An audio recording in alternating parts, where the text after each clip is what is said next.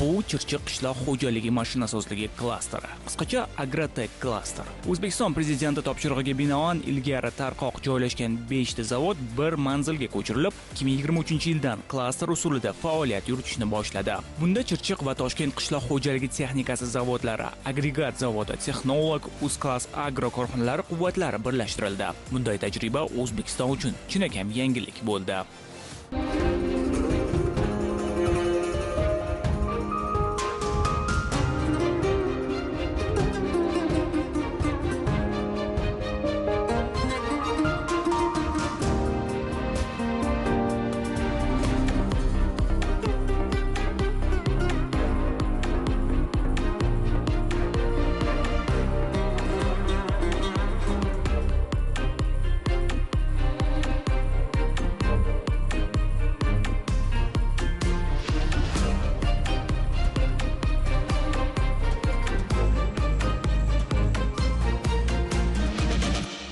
Oxirgi yillarda qishloq xo'jalik mashinasozligida o'zgarishlar bo'lmay qoldi.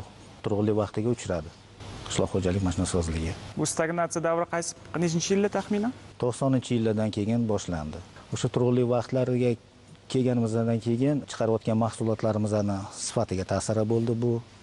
Negaki boshqa chet davlatlarda texnologiyalar o'zgardi, ishlab chiqarish jarayonlari o'zgardi. O'shanga qarab taqqoslaganda bizani chiqarayotgan mahsulotlarimiz ancha orqada qolib ketdi.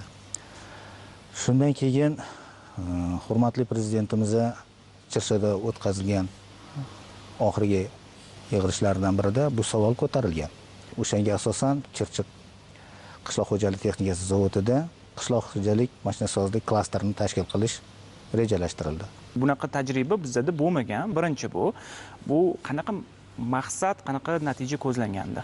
Masalan, bizda qaysidir texnika ishlab chiqarilayotgan bo'lsa, agregat zavodida uni qanaqadir qismlari ishlab chiqarilardi.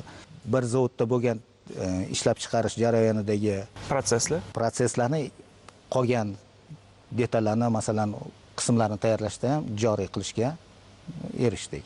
Yagona to'liq siklli ishlab chiqarish tizimini yaratish, shu bilan birga bo'sh yer maydonlaridan, ishlab chiqarish quvvatlaridan samarali foydalanish maqsadida 2021-yil 11-noyabr kuni O'zbekiston Respublikasi Prezidentining Chirchiq shahrida qishloq xo'jaligi mashinasozlik klasterini tashkil etish to'g'risidagi qarori qabul qilinadi. Ushbu qaror qabul qilingandan keyin Toshkent shahrida joylashgan yirik qishloq xo'jalik texnika zavodlari, xususan Toshkent qishloq xo'jalik texnika zavodi, texnolog, agregat zavodi aksiyadorlik jamiyatlari, shu bilan birga texnolog stan, Agrosanoat Invest mas'uliyati cheklangan jamiyatlarning ishlab chiqarish quvvatlari Chirchiq shahriga klasterga ko'chirilishi boshlandi. Oxir-oqibat klaster faoliyati yo'lga qo'yildi va Chirchiq shahri O'zbekistonda qishloq xo'jaligi mashinasozligining markaziga aylandi. Bugungi kunda korxonamizda 130 dan ortiq kasb va lavozimlar bor. Ularda 500 dan ortiq ishchi va xodimlar mehnat faoliyatini olib bormoqdalar. Ularning mehnati bilan biz bugun tashqi va ichki bozorga 25 turdagi qishloq xo'jaligi texnikasini taqdim etmoqdamiz.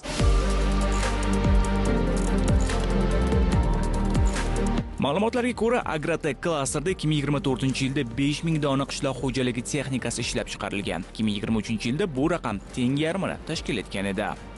2023-yil 500 milliard savdo qilgan bo'lsak, 24-yilga kelib bu 4 baravarga oshdi. Bu yil mana 25-yil 6 oylikda ham natijalarimiz yomon emas. 25-yil shu 6 oy davomida 2000 dan oshiq texnikalarni sotdik. 1,5 mingta texnika ichki bozorga, 500 dan oshiq texnikalar eksport qilindi. 80-85% bugungi kunda ishlab chiqarayotgan texnikalarimizning realizatsiyasi ichki bozorga, 15-20% atrofida eksport. Bugungi kunga kelib biz Turkmaniston, Ozarbayjon, Gruziya, Qozog'iston, Tojikiston, Afg'oniston va Pokiston davlatlariga ham eksportni amalga oshiryapmiz. Oldingi texnikalarga qaraganda bugungi kunda biz ishlab chiqarayotgan texnikalar ancha qulay, samaradorligi baland. Shuning uchun ham fermerlar bugungi kunda yangi texnologiyaga, yangi texnikalarga intilishyapti. Biz shu fermerlarimiz tarafidan kelib chiqqan holda Lowell, Dongfeng traktorlarni ishlab chiqarishni yo'lga qo'ydik. O'tgan yili Tojikiston davlatiga ham tashrif buyurib, u yerda lazerni yer tekislagichlarni biz ko'rsatib, test sinovlaridan o'tkazib keldik va qiziqish bildirishdi. Bu yer tekislagichlarga Gruziyaning Tbilisi shahrida hamda Ozarbayjonning Baku shahrida ham ko'rgazma tashkil etildi bizning davlatimiz tomonidan. U yerda ham biz o'z texnikalarimizni olib borib tanishtirdik. Hozirda bizning texnikalariga qiziqish bildirayotganlar bor. Muzokaralar o'tkazyapmiz. Kelgusida eksport qilish rejada bor. Klasterda talabdan kelib chiqib paxtachilik, g'allachilik, chorvachilik yo'nalishlarida texnikalarni va tirkamalarni yig'ish to'liq yo'lga qo'yilgan. Klaster ishga tushgandan so'ng import hajmi 20% ga qisqardi. Koreya, Xitoy, Turkiya, Germaniya kabi rivojlangan davlatlardan keltirilgan dastgohlar, qolaversa sexlarning yaxlit bir organizm sifatida ishlashi hisobiga ishlab chiqarish jarayonlari avtomatlashtirildi. Bu o'z navbatida buyurtmalarni bajarish muddati teng yarmiga qisqardi degani. Zamonaviy qishloq xo'jalik ahilsozlik klasterini tashkil topgandan keyin hamma shu 5 ta korxonani barcha dastgohlari bu yerga olib kelindi va qo'shimcha zamonaviy dastgohlar o'rnatildi va shu asosida bu yerda vaqtdan yutildi. Xodimlarning malakasini ham oshirishga imkoniyat bo'ldi va shu asosida bizda bir joyda 25 xil turdagi qishloq xo'jalik texnikalarini yig'ish imkoniyati vujudga keldi. Hozirda korxonamizda 8 ta ishlab chiqarish sexlari bor. Xitoyning Dongfeng, Lowell, Weichai, Basharan, Turkiyaning Jansa, Fransiyaning Kun, Amerika Qo'shma Shtatlarining John Deere kompaniyalari bilan birgalikda bu yerda zamonaviy qishloq xo'jalik texnikalarini yig'ib ishlab chiqarmoqdamiz. Va shu bilan birgalikda biz xorijdagi hamkorlarimiz bilan birgalikda biz korxonamizni sexlariga zamonaviy dastgohlarni ham olib kelganmiz va ishlab chiqarish jarayonlarini takomillashtirganmiz.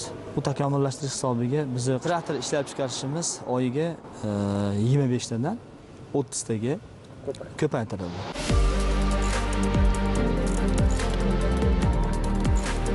Klasterda traktorlarning kabinasi va kapot qismini payvandlash uchun 6 dona zamonaviy texnologik qoliplar olib kelingan. Xorijiy hamkorlar bilan birgalikda payvandlash va bo'yoqlash liniyalari modernizatsiya qilindi. Buning natijasida traktorlarni mahalliylashtirish darajasi o'rtacha 25% ga olib chiqilgani aytilmoqda. Klasterimiz quvvati 15 ming dona texnikani ishlab chiqarish imkoniyatiga ega bo'lib, mana 4 ming dona traktor ishlab chiqarish qobiliyatiga egamiz. Bundan tashqari 1000 dona g'alla o'rish kombaynlari va paxta terish kombaynlari, qolgan 10 ming dona turli xil osma va tirkamali texnikani ishlab chiqarish quvvatiga erishganmiz. Ishlab chiqarilayotgan traktorlarimizning o'rtacha mahallash darajasi 25%, kombaynlarda ham 20-25% hamda osma va tirkamali texnikalarda 50% dan yuqori darajani tashkil qiladi. Xitoy, Dongfeng hamda Lowell kompaniyalari bilan universal chopiq traktorlar hamda bog'dorchilik mini traktorlarni ham ishlab chiqarishni yo'lga qo'yganmiz.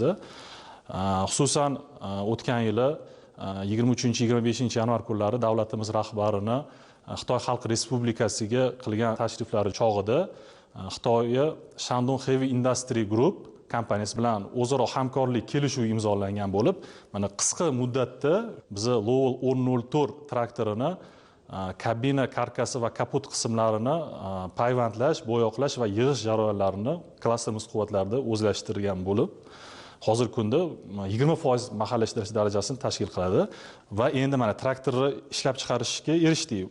Sekin-sekin mana yildan yilga bosqichma-bosqich mahallashtirish darajasini ko'tarishni reja qilib olganmiz va bundan tashqari mana bilasiz, ushbu bog'dorchilik traktorlariga turli xil bog'dorchilik yo'nalishida ishlatiladigan turli xil osma tirkamali texnikalar ishlatilishi kerak. Mana bu borada ham o'zimizdagi aniq rejalarni belgilab turib, mana hozir mana shu bog'dorchilik yo'nalishida ham turli xil shu agregatlarni ishlab chiqarish, o'zlashtirish jarayonini hozirgi kunda amalga oshirmoqdamiz.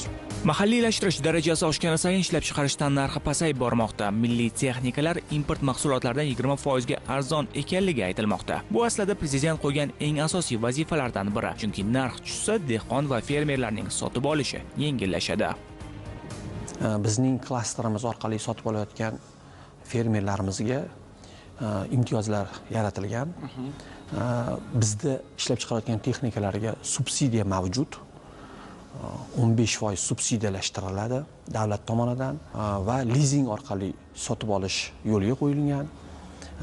Lizingda ham muddatlari 5 yildan 10 yilga qadar, katta texnikalarniki, paxta terish mashinalariniki 10 yilgacha imtiyozli davrlar bor u yerda. To'lovlar o'z vaqtida bajarilsa, fermer subsidiyalashtiriladi. Texnikalar haydab ko'rdik, haqiqatan ma'qul, zo'r ekan. Konditsioner, hamma narsasi oson, tomoni yaxshi. Chorvachiy tumanida fermerman. 900 tur balondan olgandim. Yaxshi, 3 oy bo'lyapti. Отказ qilgani yo'q. Ommosi yo'q. Konditsionerlari ham, boshqa joylari ham yaxshi. Talabga javob beradi. Texnikalar bilan tanishdik. Men fermer xo'jaligi raisi bo'laman. Buni afzallik tomonlarini ko'rdik. Qulayligi, mexanizatorlar uchun udobstvasi, o'sha tirkamalari hammasi ikkalasini solishtirib ko'rsak, bizning traktorimizga nisbatan anchagina baquvvat ekan. Boshimiz aytmoqchi, zamonaviy, baquvvat, fermer bob texnikalar kelishdi. Menga yoqqan tomoni mana shu havo filtri, maslinni filtrligi uchun juda ma'qul keldi. Rollari, gidrovika, qozonbas o'zini o'sha bo'lishtirdi, baquvvat. Qarabqalari mana bunda qayta qulay. 90 ot kuchi deyapti, TADF 904 lik. 40 gektar, 50 gektarlik fermer uchun juda universal texnika ekan.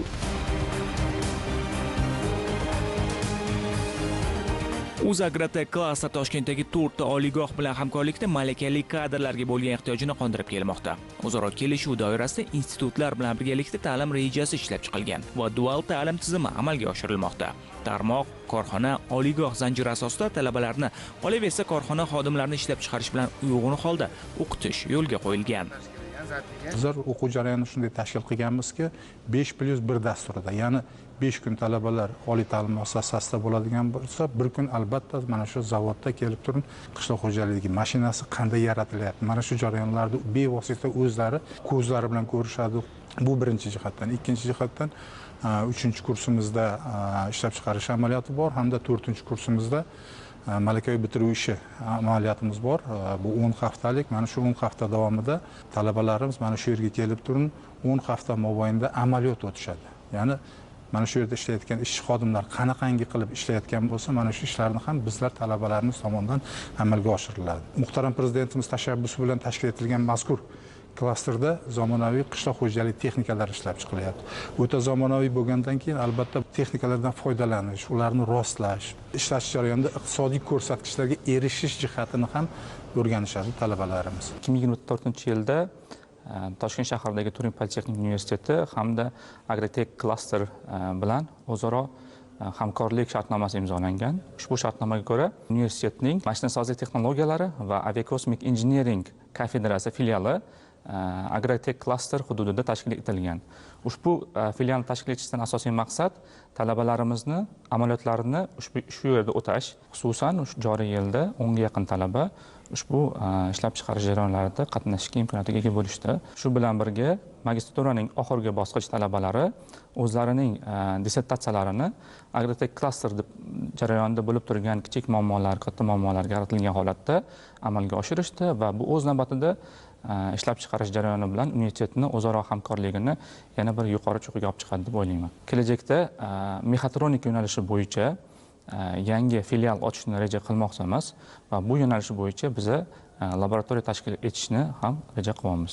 4 kun o'sha universitetda, 2 kun ishlab chiqarish korxonasida ta'lim berilayotgani bu oldin bo'lmagan. Faqat yozda amaliyotga kelgan vaqtida oldin korxona muammosining ichiga kirishga ulgurmagan talabalar, yoshlar hozirgi kunda bu zanjirli tizimda, demak, talaba har doim kelib yurgandan keyin bular korxonani ichki muammolari, ishlab chiqarishdagi muammolar bilan yaqindan tanishib boradi va shuni asosida bitiruvli loyiha ishlarini qiladi, diplom ishlarini tayyorlaydi, magistr dissertatsiyasini tayyorlaydi va loyiha sifatida bular taklif etiladi.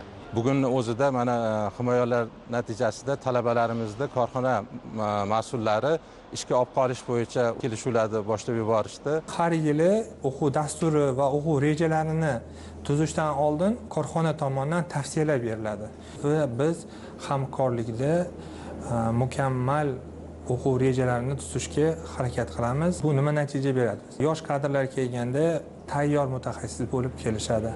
Yosh mutaxassislarni keyin ishlash jarayonida biza boshqa yo'nalishlarga, tizim korxonalar va chet el hamkorlariga jo'natib, bilimlarini yanada oshirib boramiz. Bu bizga sifatli mahsulotlar ishlab chiqarishga juda ham katta imkon beradi.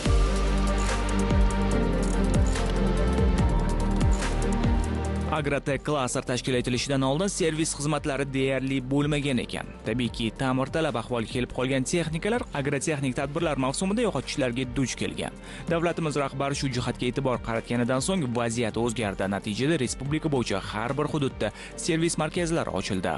Har bir qishloq xo'jaligida agro tadbirlarni o'z muddatida bajarish degan tushuncha bor. Fermerning texnikasi o'sha ekkan mahsulotini sug'organdan keyin buzilib qolsa, 2 kun yoki 1 kun ichida sozlanmasa, ya'ni u yer topdan chiqib ketadi va mahsulotni taxminan kuniga 1,5% yo'qotishga olib keladi. Ya'ni sentner, 1,5 sentner mahsulot yo'qoladi. Mana shu kamchiliklarni oldini olish maqsadida fermerga biz to'g'ridan to'g'ri aloqaga qo'yganmiz. Ya'ni bizni call centerimiz ham mavjud. Call centerimizda bizga to'g'ridan to'g'ri, ya'ni servis bo'limiga yo'naltiriladi. Servis bo'limida 13 ta hudud bo'yicha mutaxassis bor. O'sha servis markazlarida ehtiyot qismlar omborlari mavjud. Texnikalarimiz buzilib qolgan vaqtida agro tadbirlarni bajarish muddati kechikib ketmasligini oldini olish maqsadida o'sha servis markazlari texnikalar joylashgan hududga yaqin bo'lishi kerak va 2 soat, 3 soat vaqt oralig'ida texnika yetib borishini ta'minlash kerak. Ya'ni bu yerda fermer bilan zavodda to'g'ridan to'g'ri bog'lash imkoniyati tug'iladi. Oldin qanaqa bo'lgan, fermer bilan to'g'ridan to'g'ri zavod bog'lanmagan. O'shani hisobiga ham texnikalar ko'proq muddat buzilib qolib ketgan. Korxonamizda ishlab chiqarilgan texnikalarga 1 yil yoki 1000 motosoat kafolat beriladi. O'sha kafolat davrida texnikalarimiz doimiy nazorat ostida bo'ladi. Har bir texnika bo'yicha 2 haftada bir texnikadan, ya'ni fermer xo'jaligining rahbariga yoki to'g'ridan to'g'ri traktorni boshqaruvchisi, ya'ni mexanikka telefon qilib, texnikada qanaqadir kamchilik kuzatilyaptimi, yo'qmi, ma'lumotlar bazasiga kiritib boriladi. O'zbekiston prezidenti tashabbusi bilan tashkil etilgan klaster mamlakat agrar sektorini zamonaviy, shu bilan birga import o'rnini bosuvchi qishloq xo'jaligi texnikalari bilan uzluksiz ta'minlash imkonini yaratdi. 5 ta zavod birlashganidan so'ng ishlab chiqarish jarayonlari optimallashtirildi. Rentabellik oshdi. Chet el brendlarining mahsulotlari o'zlashtirilib, mahalliylashtirish darajasi yuqorilab bormoqda. Fermerlar va operatorlarga o'z vaqtida xizmat ko'rsatish tizimi yo'lga qo'yildi.